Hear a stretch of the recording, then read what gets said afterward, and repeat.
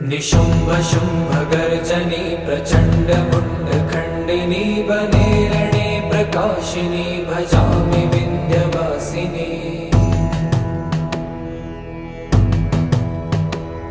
त्रिशूलमुण्डधारिणी धराविघातहारिणी गृहे गृहे निवासिनी भजामि विन्ध्यवासिनी।